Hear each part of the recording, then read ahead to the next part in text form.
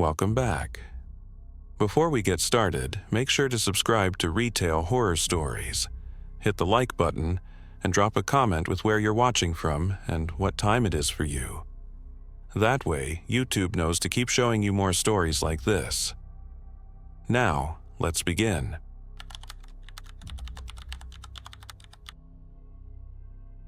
They told me Lowe's was easy money after midnight. Front the shelves, sweep the aisle ends, and ignore whatever the building did when it settled. I believed that until the night the vests moved on their own. Third shift put me in freight with Rosa and Deshawn. High ceilings, humming fluorescents, pallet clatter, that was our soundtrack. Only decor ran cold. Mirrors, frames, and a rack of blue vests by the badge-locked receiving door. Rosa drove the pallet jack. I cut boxes. Deshawn scanned and told ghost stories. His favorite was a worker who hung himself with a vest strap. The wrong store, the wrong decade, but the warning stuck. "Don't stare at the vests," Rosa said. "They stare back." That week, management cut hours. One night, it was just me and Deshawn to finish the close. We moved from appliances toward decor. The playlist died mid-song and didn't come back. The silence felt heavy. "Finish mirrors and bounce," Deshawn said. "If the camera catches us standing still, corporate calls it theft." Blue shelving, mirrors multiplying my headlamp. At the end, 24 vests, name tags like teeth. Proof we weren't alone, just unsupervised. Tape snapped. Shrink wrap sighed, my blade rasped, then the vest rack clicked. Before I turned, Deshawn said, "Stop." "Stop what?" "I thought you tugged one."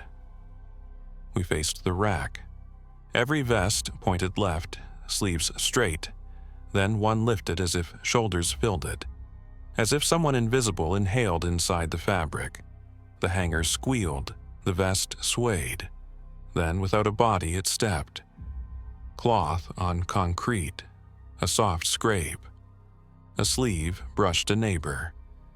The whole line trembled like wind chimes. We tried to leave, but the pallet jack, freshly charged, blinked red and died. Behind us, the vests rustled again. Not one this time, many. A crowd rising from theater seats. We didn't run, we speed-walked. The intercom crackled, though it's dead after 10. A thin voice. "Associates to decor." Not our manager, not anyone I knew. Deshawn shot me the "if this is you stop" look. I shook my head. We peeked back. The vests were off their hooks, lined on the floor in single file like a pre-shift meeting, zippers forward, name tags centered, collars square. 24 empty torsos aimed our way. The first tag, Evelyn. Rosa had told me about her, night crew before my time, car accident on the way home. Her vest had hung for a week. I hadn't seen it in months. Now it led.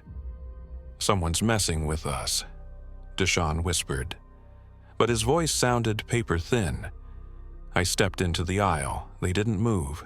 A faint, damp shimmer ringed the concrete. Not footprints. Twin drag marks. As if something with weight wore a shirt that didn't quite touch the ground. The intercom breathed, "Clock out." My scanner had reset to the login page. We hadn't been kicked in hours.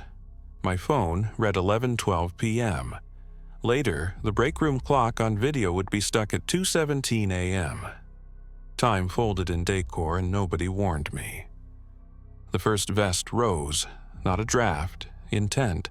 Sleeves spread like elbows were inside. It pivoted toward the mirrors and began to walk, cloth on concrete whispering. At the first mirror, it reflected not fabric but a woman's outline, grayscale and grainy, hair pinned back, eyes hollow with static. She glanced at me the way coworkers do when they're late and hope not to be noticed. Behind her, other vests stood. Reflections filled one by one with faces I didn't know. Deshawn ran. The vests turned together, sleeves angling like arms. I backed up, box cutter useless. The Evelyn vest broke formation and stopped a breath from my chest. No body, no smell, only a coldness like a winter doorway. The name tag tilted up. I read it aloud because the brain needs rules. Evelyn. Night operations. The intercom sighed. 15 minutes. Training. Breaks are 15 minutes, no more. In the mirror, Evelyn's reflection pointed to the clock above, receiving. 2:17 frozen. Then to the rack, 3 hooks empty, the spaces for our vests. My tag had been loose all week. I suddenly felt naked without it. Please, I said, to her, to the aisle, to anything that counted. The air smelled like metal and lavender detergent. Somewhere, a ladder-scraped tile. Pallet wrap unwound itself. The building exhaled. Evelyn's vest pressed my sternum for a heartbeat. Static snapped skin to skin. I felt snapshots. A winter lot at 3:04 a.m. Tire tracks. A phone lit with an unread text. A vest folded on a car seat. Then the pressure eased. The cloth body turned, and the procession pivoted toward receiving. "Don't!" Deshawn shouted from the next aisle. The vests ignored him. They walked single file, reflections pacing them in every mirror, to the badge-locked door. The red reader light flickered green. No card presented. The door eased open an inch. Cold air curled out, smelling of wet pavement and brake dust. I stepped with them, one pace. The intercom snapped like a gunshot. "Associate, return to your department." Every vest stopped. A sleeve lifted and pointed, back toward the pallet jack and our scattered boxes, toward the place where living people keep rules. My legs worked again. I stumbled backward. Evelyn's vest drifted with me for 2 steps, hurting me, then rejoined the column. They slipped through, receiving one by one into the draft and the dark. The door sealed. The light blinked red again. The playlist returned mid-chorus. My scanner logged in by itself. The pallet jack's battery jumped from red to full. On the concrete where they'd stood, damp ovals dried in seconds. 2 coin-sized circles. Screw heads? I don't know. Deshawn returned only when the door shut. He wouldn't meet my eyes. "I'm done," he said, and stripped his vest, folding it slowly, precisely. He set it on the lowest hook, as if returning something to a grave. 2 weeks' notice? I asked. He shook his head. No notice. Cameras later showed him sitting in his car 40 minutes, hands at 10 and 2, staring at nothing. I finished the aisle. I don't remember doing it, but the shelf was perfect by morning. At 5:58 a.m., I hung my vest beside his and pressed the badge reader. Read. On impulse, I whispered, 15 minutes, and checked the receiving clock, 5:59, ticking. When the opener arrived at 6, she said, "You look like you slept on a ladder." I nodded. They asked later why there were footprints by the dock door when no truck delivered. I told them it was condensation. That is what you call it when the dead leave the building. Condensation.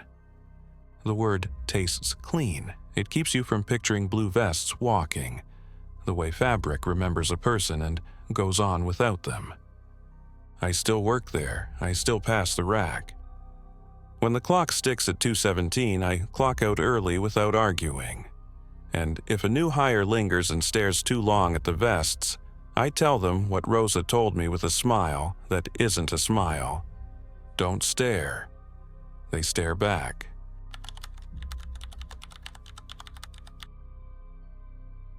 On my 4th week at Lowe's, they moved me to tools. Everyone said it was the easiest department to close. lock the glass cases, zip-tie the demo drills, and keep an eye on people who palm bits into their pockets. I believed them until the aisle started talking back. I was zoning pegs that first night alone. Impact driver kits on the left, circular saws on the right, and a dusty, corded drill on the promo end cap. Measure twice. I froze, turning so fast the tether on a demo drill snapped taut and twanged. No one behind me. No one at either end cap, just hooks and boxes. I laughed it off, brain throwing out shop class slogans because I was bored. Measure twice, then cut. This time it came from my left, somewhere around reciprocating saws. The syllables were thin, like air through teeth. I stepped closer, feeling stupid. The demo saws hung quiet. A pack of replacement blades rattled on its peg, though the AC wasn't blowing. Janine. Hearing your name in an empty aisle is the sort of thing you never really prepare for. For a second, I convinced myself it was my walkie, but the volume was off.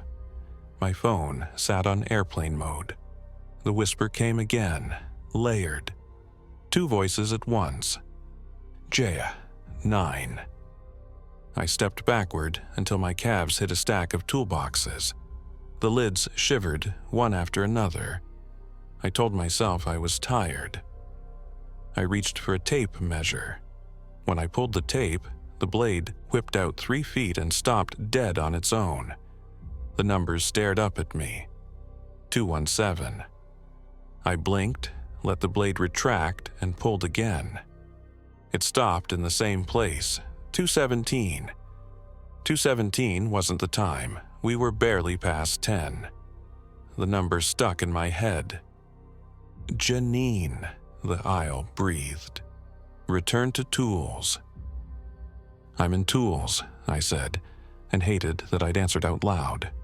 The whine inside the metal sharpened. On the glass case, a slick fog formed, cleared, formed again. Letters were appearing. E-. Y-. Behind the door, a display drill twitched. The tether pulled an inch and clicked like a seatbelt. Halfway to the cross aisle toward plumbing, the store went truly silent. No scrubber, no HVAC, no beeping. I could hear my own pulse. I rounded the corner and saw a man I didn't recognize standing in seasonal, hands folded like a customer waiting to ask about something out of season. He wore a blue vest with no patches or name tag, washed out and old. He lifted a finger and pointed back toward tools. Then he stepped sideways and was just gone. The intercom whispered with the same thin breath, "Associates, return to your department." When I came back into tools, every demo drill was turned. They all faced the aisle. The security tethers sagged as if they'd been tugged. On the glass case, the fog had finished its message, then dried. Evelyn. I knew the name from Freight Gossip. Night crew from before my time. Car accident in the winter. Vest retired. Measure twice, the aisle said. Cut once, I said without thinking. Behind the glass, something clicked. A drill chuck tightened by itself. The tether ticked its ratchet softly. I swallowed. Okay, I said. Show me what you need. Tiny sounds followed, bits knocking, pegs shivering, a nail dropping. The sounds moved like a map, flowing away from me down the aisle, left at saws, then toward lumber. It wanted me to follow. I did, because closers obey the building. At the end of lumber, there's a cut station and a big orange saw marked Associates Only. At night, it sits quiet. Tonight, the chain lay on the floor, arranged in a neat arc. The saw's red safety light glowed, though its key should have been with a manager. On the measuring rail, somebody had written 217 and circled it twice. My skin crawled. Evelyn, I said. The saw's key hung from the cord. The intercom breathed somewhere above me. The aisle seemed to move closer. The whisper braided into overlapping voices. "Measure twice," they said together. "Cut once." A scrap of 2x4 slid and stopped. The type measure on my belt snapped free and whipped to the board like it was yanked. The blade shot out. 2 feet, a foot more, another inch. Then froze exactly where it had in the tool aisle. 217. The blade didn't retract. I looked into the cut station mirror. A blue vest stood behind me in the reflection. It was empty, hanging wrong on an invisible frame. No arms, no person, only the shape of one. Where the name tag should have been, a blank rectangle. I turned to face it. Nothing there. In the mirror, the vest had stepped closer. "Okay," I said again. "What do you need cut?" The voices breathed one word: home. The board shifted to the saw. The key turned without a hand.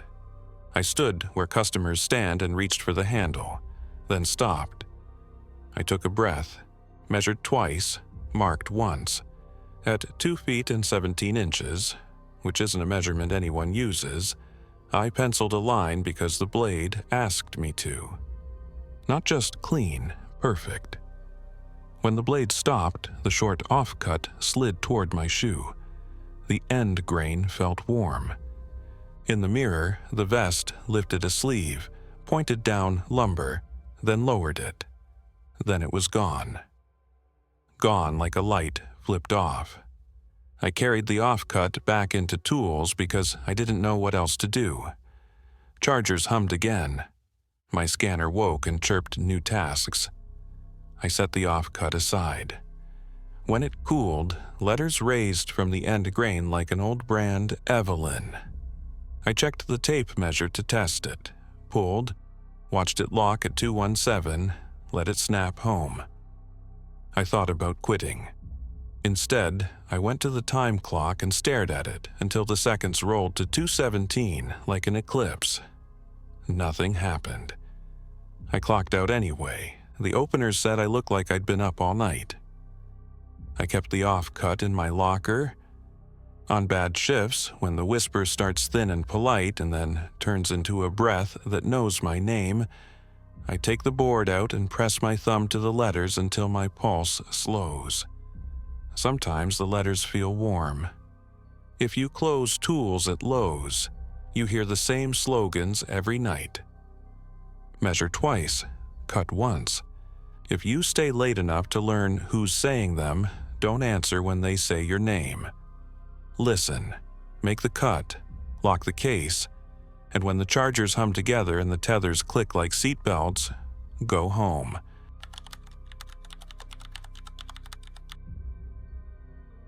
I started in lawn and garden because I like the smell of soil and the greenhouse warmth. It was a Wednesday, close in late spring. The intercom died at 10, and the playlist cut a minute later, leaving only roof drips and the hiss of misters. Miguel broke down pallets. I restocked seed trays and bungeed the fencing rolls. The first weird thing was small. A hose shark bite fitting clicked shut by itself. I had left it open to drain, mouth tilted toward the floor. The fitting lifted from the puddle like something breathed through it and snapped closed with a clean metallic nip. I said, "Nope," out loud. Then the wind chimes rang. We sell basic metal chimes that never ring inside, but the sample set, zip-tied to a hook by the greenhouse door, chimed a slow, deliberate pattern. 3 notes, pause, 3 notes, like someone tapping a question and waiting. "Miguel?" I called. He shouted back from near mulch, voice thin behind pallets. "Did you say something?" "Chimes," I said. "It's wind." The greenhouse had no wind. The air was warm and still and smelled like peat and tomato starts. I stared at the sample chimes, watching my warped reflection in the dull metal. They were motionless, But the sound, soft and stubborn, came again from deeper in garden. I walked between racks of hanging baskets. Petunias nodded as I passed. My cart's front wheels squeaked on wet concrete. Halfway down, the motion lights didn't catch me. They let the row fall dim, then flared too late, as if I'd surprised the sensors. The chimes rang again as the timers clicked. The misters hissed, fogging the aisle. Something tugged me backward. That's when I saw the hose move. It lay near the bagged soils. The free end lifted, the way a snake lifts its head to taste the air, then dragged itself across the wet concrete, leaving a thin, shining trail. It slithered around my cart's front wheel, looped once, tightened and tugged. The cart rolled 3 inches toward the dark end of the aisle. I kicked the hose. The rubber felt warm. "Miguel," I called again, louder. No answer. I pulled my phone, then remembered there's no reception in the greenhouse unless you're hugging the door. The intercom clicked to life even though it had died. A woman's voice whispered through static, "Garden associate, return." I pushed the cart backward. The hose slid with it, as if we were connected. Then another hose woke. This one uncoiled from a reel by the pressure washer, snaking across the floor to meet the first. They crossed in front of my wheels. An X. Water beaded at their rubber lips. I stepped over, and a third hose shivered off a hook and dropped between me and the door. That one I grabbed. The hose organized itself and looped my wrist twice with practiced gentleness. Not a trap, a guide. It tugged. We passed herbs and clearance perennials into the bay by the fenced loading gate. There, the chimes were louder. They hung over bird baths, ringing 3 notes. Pause, 3 notes. Under them, the hose pulled my wrist toward a puddle I hadn't seen. The puddle wasn't rainwater. It was a dark oval under the lowest shelf where the irrigation line runs. The water had a thin skin. When mist crossed it, the surface rippled and I saw my reflection. Only, it wasn't only me. Another face stood over my shoulder in the reflection. Grainy, grayscale, the way an old camera remembers a person. She wore a blue vest. Her mouth didn't move.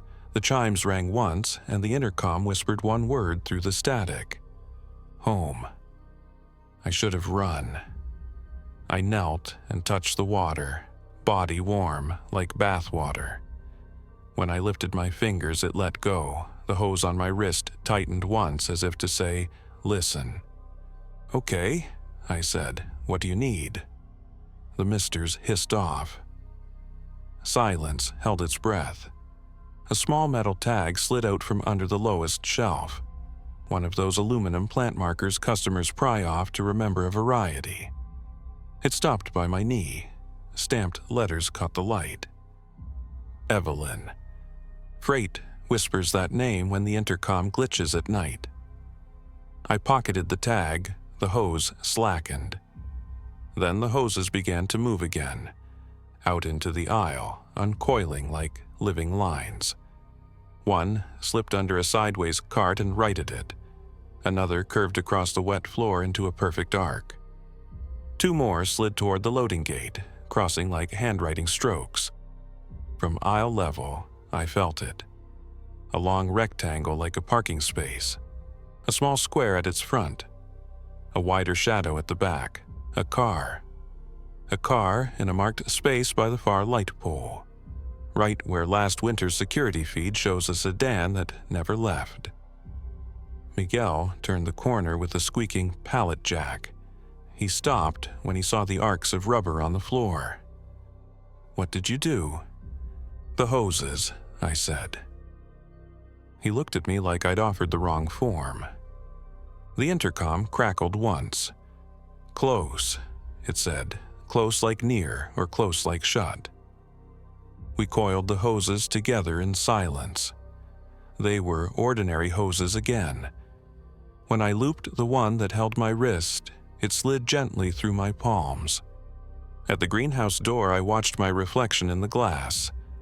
A second reflection stood beside me, vest, hair pinned. Then the Mr. line hissed, the glass fogged, and she wasn't there. On lunch the next day, I walked to the far light pole and looked at the spot the hoses had drawn. The asphalt held a faint dampness with no shade. A bird bath sat near the cart corral. Under the rim, tucked from rain, lay another plant tag. I left it there, like leaving a key in an empty house. Work garden long enough and you learn. Hoses twist, tangle, flip their tails when you reel them. Now, when one lifts its head and taps my boot, I listen. I follow. Sometimes they drag me to a leak I missed. I fix it and talk to them like dogs. Sometimes the chimes speak in threes, and the misters fog enough to show two faces when there should be one. When that happens, I check the loading gate, the far light, and the puddle under the lowest shelf. I touch the aluminum tag in my pocket and say her name once so the water knows I remember. Then I coil each hose and point their mouths toward the floor, like they're sleeping. And when the intercom whispers home, I lock the greenhouse and keep my hand on the latch a second longer, because I understand. Go home. Make sure someone can.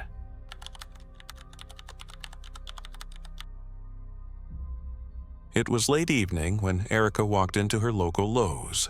She worked odd hours, and her only free time to grab supplies for her home project happened to fall right before closing. The store was unusually quiet. The buzzing fluorescence seemed louder than normal, echoing off the wide aisles lined with lumber, plumbing fixtures, and lighting kits. She noticed there weren't many employees around, just one worker pushing a pallet of mulch toward the garden center. She gathered her items quickly, but when she reached the checkout, she realized she needed to ask a question about a tool she couldn't find. The registers were empty. No cashier, no customer service rep. Just a small silver bell on the counter, polished to a shine, sitting on a white tile desk beneath lights that flickered like a failing heartbeat. Erica pressed it once. The sharp ding rang out, vibrating in the silence. She expected someone to appear right away, but no one came. The sound seemed to linger, echoing faintly down the aisles until it dissolved into the hum of the lights above. Minutes passed. She pressed it again. Ding. The echo felt louder this time, almost distorted, as if the air around her warped with the sound. A flicker in the fluorescent panel above made her glance up, but when she looked back down, the bell was already depressed by nothing. Her heart skipped. It rang on its own. She stepped back, clutching her cart. "Hello?" she called out, her voice trembling just enough to betray the fear tightening in her chest. No answer. A shadow stretched across the floor tiles, long, warped and thin, like something not quite human. It crawled outward from the counter, reaching toward her feet even though no one stood there. She stumbled back another step, eyes darting to the service desk. The bell pressed again. Ding. The shadow lengthened further, bending unnaturally across the white tile floor. Erica backed into the aisle entrance, gripping her phone like a lifeline. She opened the camera, pointing it at the desk. In the phone's screen, she saw something that made her blood run cold, a figure standing behind the counter. Not an employee, not anyone she recognized. Just a tall, pale form, blurred like static, with hollow sockets where its eyes should have been. Its long fingers rested on the bell, pressing it down slowly, deliberately. She lowered her phone to look directly, and nothing was there. The counter was empty, but in her phone, The figure leaned closer, its head twitching with unnatural jerks, like a corrupted video feed. The bell dinged again, and the warped shadow stretched all the way across the tiles, curling toward her feet. Panicking, she shoved her phone back in her pocket and pushed her cart in the opposite direction. The wheels screeched against the polished floor, echoing down the aisles. She darted into the lighting section, weaving between lamps and fixtures. Her heart hammered. Then she heard it. Ding. The bell again, except closer, impossibly close, as if the sound followed her. She spun around, expecting to see someone with her, but the aisle was empty. Her cart rattled violently. She looked down. Its shadow stretched much farther than it should have, twisting across the floor like fingers reaching toward her legs. With a choked gasp, she abandoned the cart and sprinted toward the exit. The store looked wrong now. Every aisle light flickered in disjointed rhythm, some going completely dark, others glowing too brightly, making her eyes water. In the distance, the customer service desk bell dinged again and again, overlapping into a rapid, distorted ringing that made her ears ache. She reached the front of the store, the glass doors looming just ahead, but they wouldn't budge. She shoved against them with her shoulder, her palms, even kicked, but the automatic doors stayed locked. As she banged against the glass, her breath fogging it up when she saw her reflection. Behind her in the glass, the pale figure loomed. It towered from the customer service desk all the way to where she stood, as though distance meant nothing. Its hollow sockets bore into her reflection. She spun, but the aisle was empty. The bell dinged again, this time right beside her ear. Erica screamed and stumbled backward, tripping over her own feet. Her phone fell from her pocket, clattering to the tiles. The screen lit up, recording on its own. She could see the figure through it, clear as day, standing inches from her. It raised a hand, long, spindly fingers stretching far too wide, and pressed down on something invisible in the air. The bell rang one last time. When employees opened the store the next morning, Erica's cart was still in the lighting aisle. Her phone cracked near the exit. The recording showed nothing but static and faint, distorted ringing, like a bell echoing in the distance. The silver bell at the customer service desk sat quietly, untouched. But those who work there say sometimes, when the store is almost empty, it rings without a hand. And when it does, shadows crawl unnaturally across the tile. Employees don't linger there anymore. They say the bell doesn't call for customer service at all. It calls for something else. Something that always answers.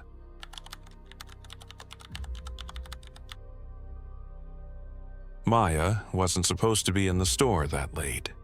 She had promised herself she'd only run in for a few paint samples, but the aisles of Lowe's seemed endless once she started wandering. By the time she reached the home decor section, the overhead intercom had already announced that the store would be closing in 10 minutes. She didn't mind. The decor aisle was her favorite. Rows of lamps, picture frames, rugs, and mirrors lined neatly along the walls. The mirror aisle always felt strange.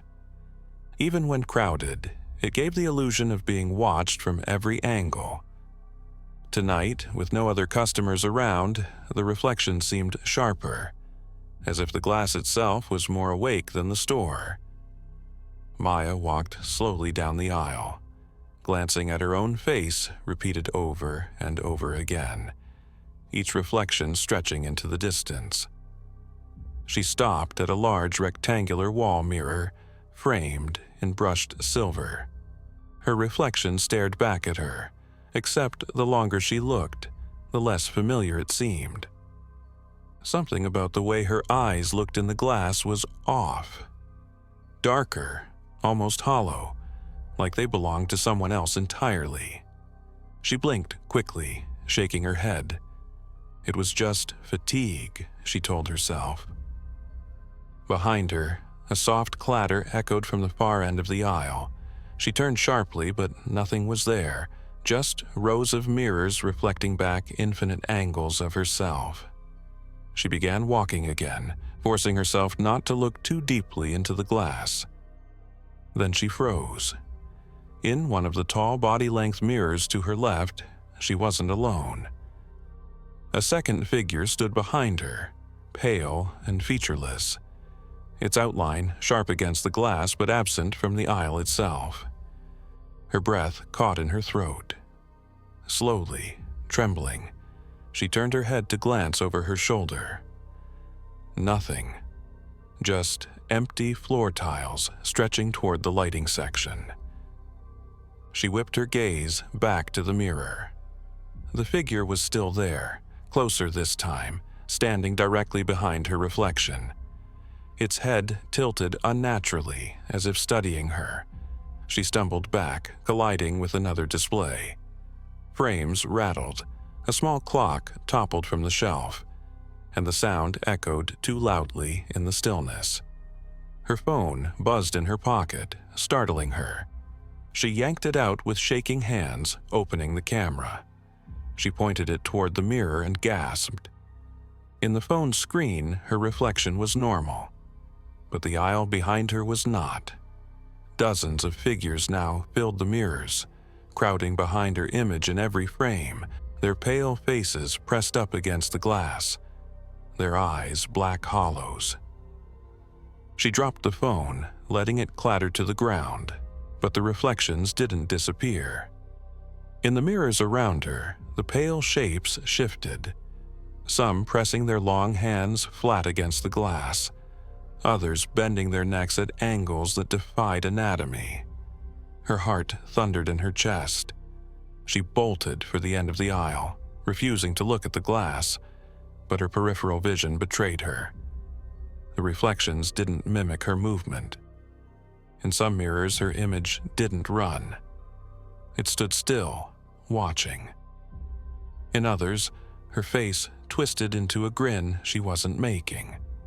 She stumbled, nearly falling, then pushed herself harder, desperate to get away. At the aisle's end, she dared to glance back. Every reflection was wrong now. None of them matched her posture.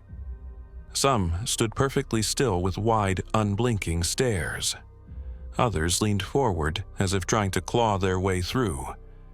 One pressed its face so close that cracks spiderwebbed across the glass. The crack echoed out loud, though no mirror in the aisle had shattered. She turned and sprinted toward the exit. The store was darker now, though she didn't remember the lights dimming. Every flicker above stretched shadows into impossible shapes across the polished floor. As she passed other sections, she noticed more mirrors scattered on shelves, part of decor displays. In each one, her reflection was no longer alone. The pale figures followed her from mirror to mirror, multiplying with every glance, some even turning their heads faster than hers when she moved.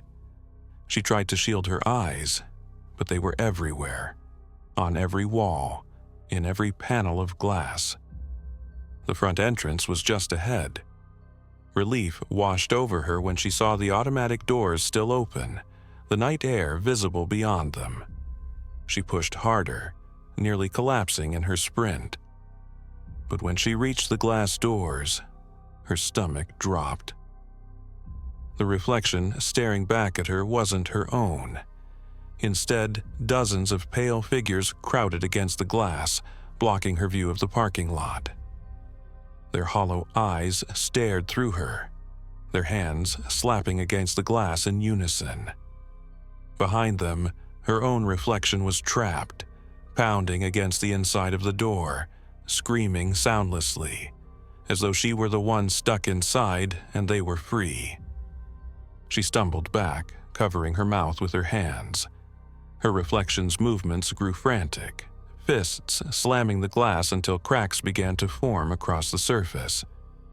The figures behind it leaned in closer, their mouths stretching open in silent, endless screams. The automatic doors hissed. Slowly, impossibly, they slid apart. Not outward, not inward, but as if peeling open from inside the reflection. Cold air rushed over her, smelling of damp earth and rot. Hands reached through the crack, long and pale, clawing for her arms. Maya screamed and fell backward, crawling on the floor. Her phone buzzed again where it had landed earlier, screen glowing with the recording app open. On it, her reflection was still trapped in the mirror aisle, running in place while the pale figures swarmed closer around her. The next morning, employees found her abandoned cart near the decor section. Her phone lay cracked beneath a display stand, the video still playing on loop, her own image pounding desperately against the inside of a mirror, surrounded by hollow-eyed figures pressing in from every side. The mirrors in the aisle showed nothing unusual when checked, just empty glass, polished and clean. But workers whisper that if you linger there alone, sometimes your reflection blinks a beat too late, or doesn't move at all. And if you stay long enough, you'll see more than yourself staring back.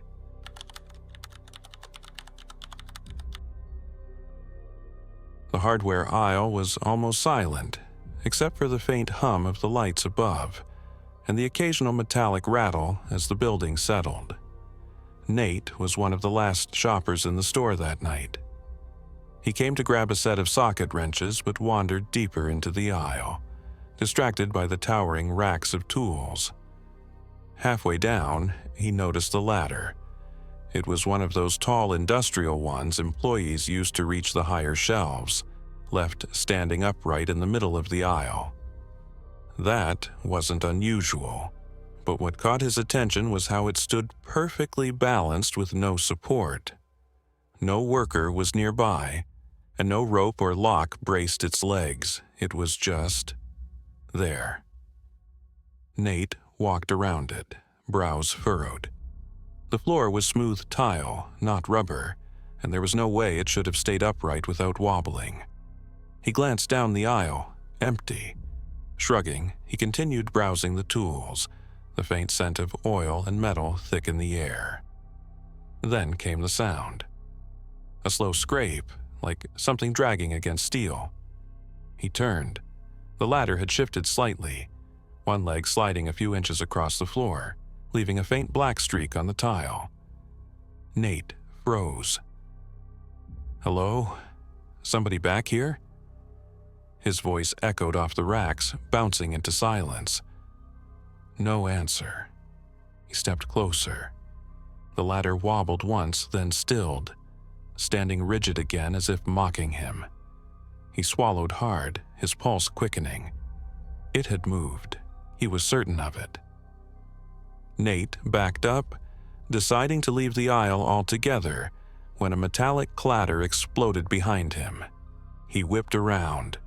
Tools had spilled across the floor, wrenches, screwdrivers, hammers scattered in a wide arc beneath the ladder, though the shelves above them remained full and orderly. He stumbled back, his shoes crunching against a full tape measure. The ladder quivered.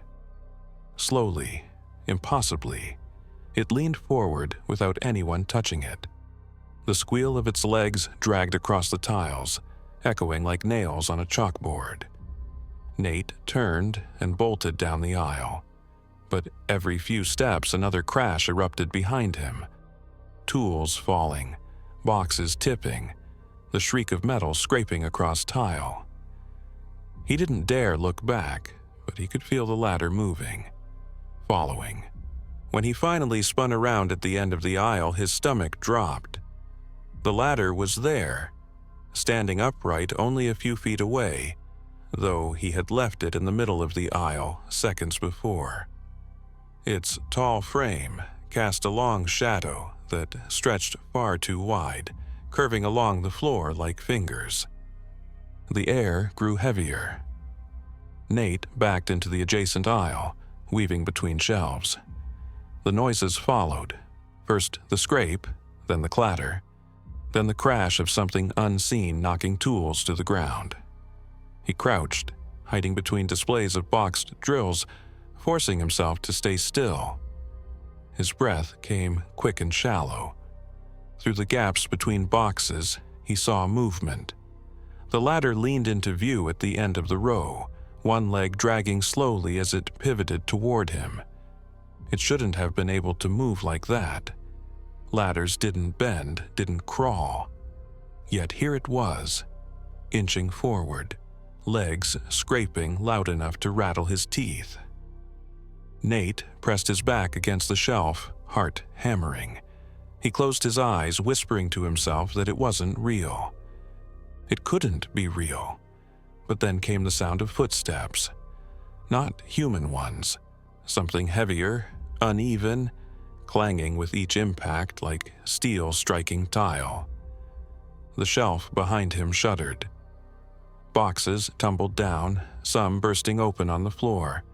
He turned sharply, and there it was. The ladder stood directly beside him, somehow wedged into the narrow space of the aisle. Its shadow stretched over him, dark and unnatural. Something shifted at the top of the ladder. A shape leaned forward, invisible but heavy, its weight pressing the frame down until the metal groaned. Nate scrambled to his feet, sprinting toward the front of the store. The sound grew deafening, metal slamming against tile, tools crashing down in waves, aisles rattling as if something massive moved through them. He ran harder, nearly slipping on loose nails scattered across the floor. The front doors were in sight. Relief hit him in a rush, but it died just as quickly. The ladder was there already, standing tall in front of the exit as though it had been waiting for him. Its legs sprawled wide, shadows stretching across the floor like bars of a cage. Nate skidded to a stop, eyes wide. His chest heaved as the realization set in. No matter where he ran, it would always be ahead of him. The ladder tilted forward slowly, deliberately, its metal frame groaning as it began to fall. He threw himself to the side, narrowly avoiding it as it crashed down, slamming against the tiles with a sound that seemed to shake the entire store. Lights overhead flickered wildly, some bursting into sparks. He scrambled to his feet, but when he looked back, the ladder was upright again, standing exactly as it had before. Something inside him broke then. He abandoned the exit and sprinted down a side aisle, heading toward the back of the store. His lungs burned, his throat raw from breathing too hard, but he didn't stop until he found the restroom corridor. He shoved open the door and stumbled inside, slamming it shut behind him. The room was silent. The only sound was his ragged breathing and the faint drip of a leaking faucet. He gripped the sink, staring into the cracked mirror above it. His reflection stared back, pale and frantic. For a moment he thought he was safe. Then came the scrape. Slow, deliberate, metallic, dragging across tile just beyond the door. The sound grew louder, closer, until it echoed through the restroom walls. Nate backed against the far stall, shaking his head, whispering to himself that it couldn't get in. It couldn't. The light above him flickered, buzzing like an insect caught in a trap. The scrape stopped. Silence pressed in around him, thick and suffocating. Then, without warning, the ladder crashed against the restroom door. The metal frame slammed so hard it rattled on its hinges, bending inward. Nate screamed, but the sound was swallowed by the crash of steel against wood. Again and again, it rammed the door, each impact splintering it further. The last thing he saw was the shadow sliding beneath the door, stretching, bending, reaching for his feet. The next morning, the restroom door was found cracked and hanging loose on its hinges. No one could explain the streaks of black marks across the floor tiles or the pile of scattered tools littered throughout the hardware aisle. The ladder stood neatly folded against the wall, exactly where it should have been. But employees swear that if you pass the aisle after closing, you can hear something dragging across the tiles, waiting for the next person to call its attention.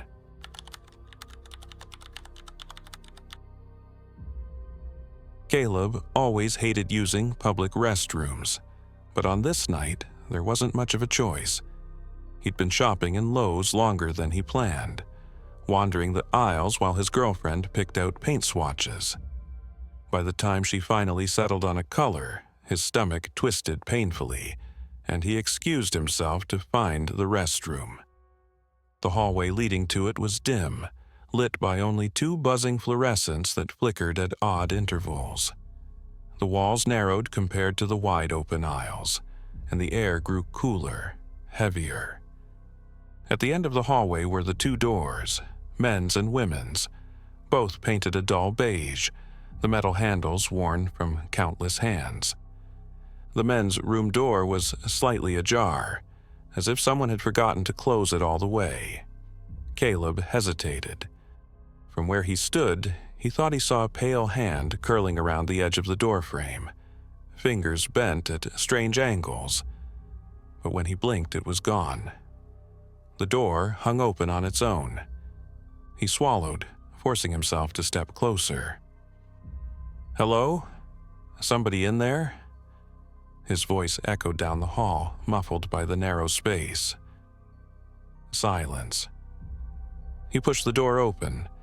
It creaked louder than expected, swinging inward to reveal a row of empty sinks and stalls. The tiled floor glistened with a faint wetness, though no janitor cart was in sight. Caleb stepped inside, letting the door fall shut behind him. The room felt wrong. Too quiet, as though the walls absorbed every sound instead of letting it echo. He walked to the far stall, pushing it open to make sure no one else was inside. Empty. One by one, he checked each stall. All vacant. As he turned back toward the sinks, the lights above flickered violently. For just a split second, the mirror reflected something else. Not him, but a gaunt figure standing directly behind his shoulder. Its skin was pale and stretched, its mouth too wide, eyes completely white. The light steadied, and the mirror showed only Caleb, pale and shaken. He backed away quickly, bumping into the edge of a stall. His breath came sharp and fast. He told himself it was just nerves, maybe a trick of the light. But then came the sound. A slow, deliberate creak as the restroom door began to open. Caleb froze. He hadn't touched it, and he was sure no one else was in the hallway. The door eased inward with agonizing slowness, revealing a sliver of the dim hall outside. Then he saw it. Fingers. Pale, impossibly long, curling around the edge of the doorframe just like before. They gripped the wood tight, nails yellowed and sharp. The door opened wider, but nothing stepped through. The hand remained, frozen in place. Caleb's chest heaved. He backed toward the sinks, eyes locked on the door. The hand retreated slowly, sliding back out of view, and the door swung shut on its own with a dull thud. He stood, rooted to the spot, unable to breathe. Then the handle began to turn. Slowly at first, then faster, rattling violently as though someone, or something, was trying to force its way in. The door shook in its frame, metal hinges squealing under the strain. Caleb stumbled back, slamming against the mirror. His reflection looked just as terrified as he felt, but there was something wrong. In the mirror, the door behind him was already wide open, and a pale figure crouched in the doorway, head cocked to the side like a predator. He turned sharply. The door was still closed, handle rattling. When he looked back at the mirror, the figure was closer. Inside now. Its hand pressed flat against his reflection's shoulder. The restroom lights flickered again. One bulb above him burst with a sharp pop, glass raining down into the sink. In the strobe of failing light, the stall doors behind him banged open one by one, slamming into their frames as if something invisible moved through them. Caleb darted for the door, gripping the handle with shaking hands. It wouldn't budge.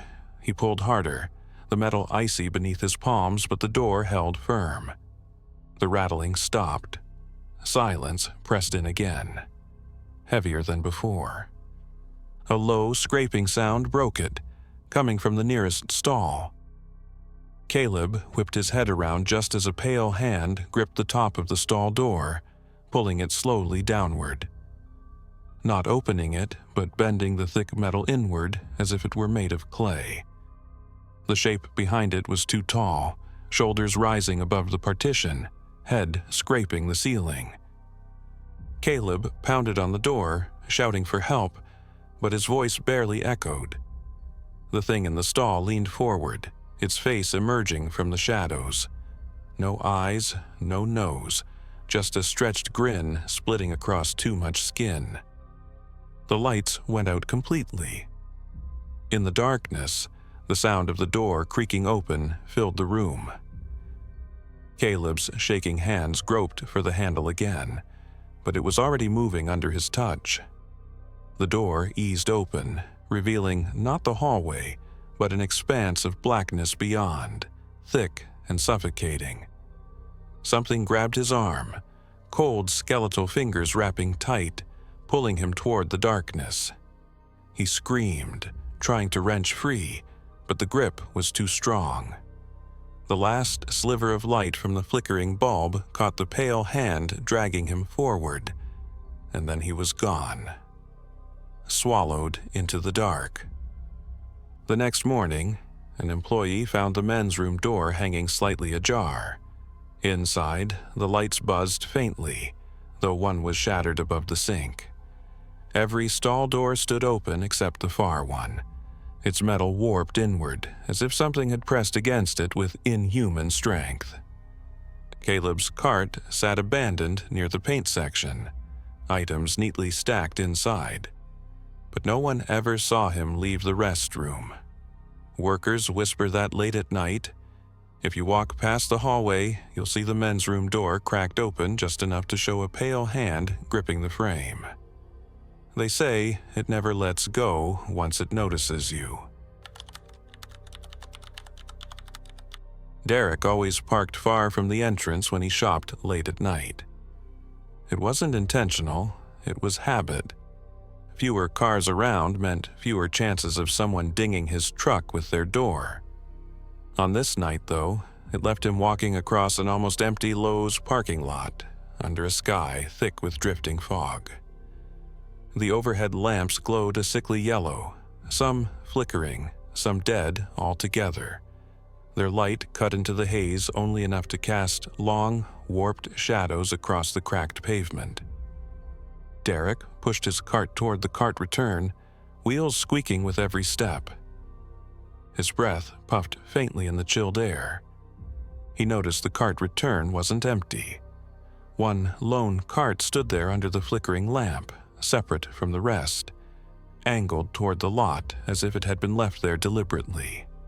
Its shadow stretched across the asphalt, impossibly long, reaching toward Derek like a black tongue. He paused, frowning. The cart wasn't unusual. What was strange was the way the shadow bent. It didn't match the shape of the cart at all. Instead of the thin rails and a handlebar, the silhouette looked like a hunched figure, arms stretched forward, fingers clawed and reaching. Derek blinked hard, rubbed his eyes, but the shape didn't change. He shook his head and pushed his cart forward. The wheels rattled over a crack in the pavement, echoing louder than they should have in the emptiness. He forced himself not to look at the lone cart again, telling himself shadows always played tricks under bad lights, When he reached the return, he shoved his cart inside.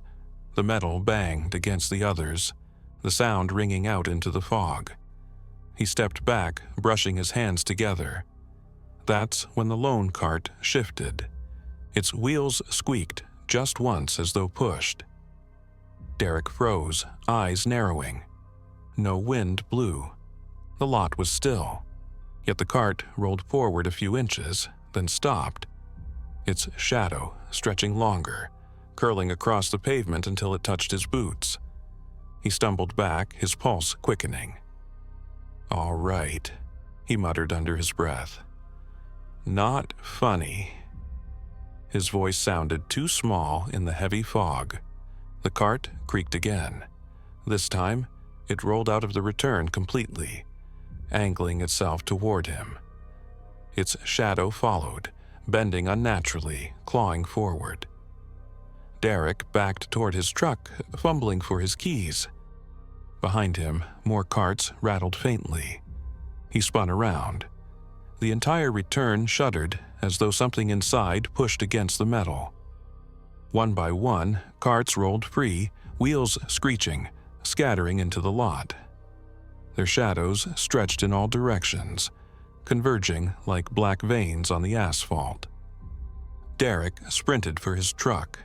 His boots slapped against the pavement, echoing loud in the silence. He fumbled the keys into the lock, yanking the door open just as a cart slammed into the side of the truck with a deafening crash. He flinched, throwing himself inside and slamming the door shut. His breathing came fast, shallow. Through the fogged window, he saw them. Dozens of carts now stood in the lot, scattered in crooked rows, all facing his truck. Their shadows bent and twisted, stretching unnaturally long toward him. The lone cart from before stood closest, directly in front of his hood, its silhouette writhing across the pavement.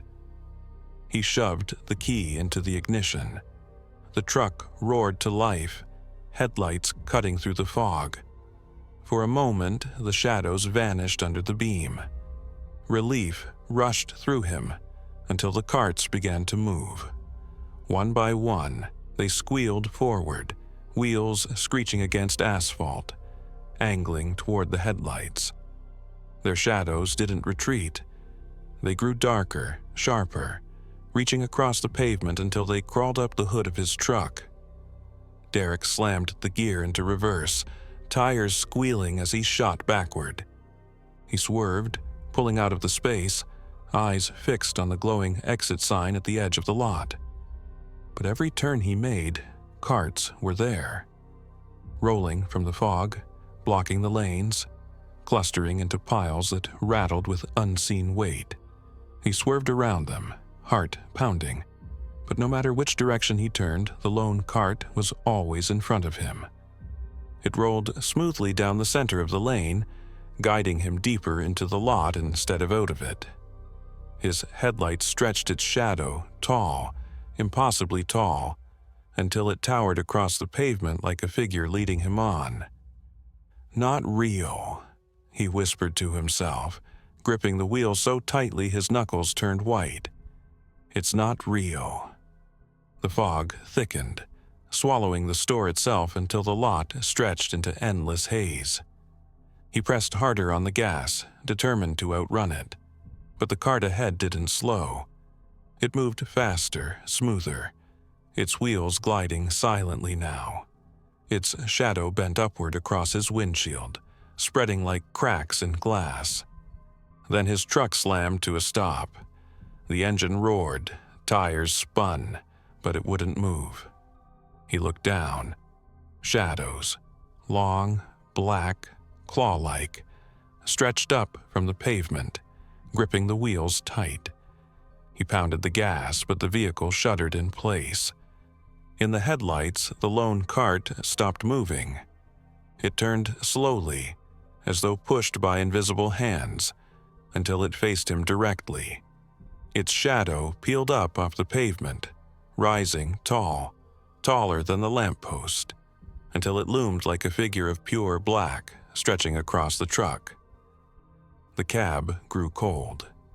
Derek's breath came in short, ragged gasps, fogging the glass. The shadow moved, pressing against his window. The glass shuddered. Cracks spiderwebbed across it. He screamed, fumbling for the door handle, but the locks clicked down on their own. The last thing he saw was the shadow pouring through the cracks like smoke, curling into the cab, wrapping around his arms and throat with icy grip. The headlights flickered, then died, leaving the lot in silence. The next morning, Derek's truck was found in the far corner of the lot. Its door hung open, keys still in the ignition, engine cold. The side of the truck was dented badly, as though dozens of carts had slammed into it over and over again.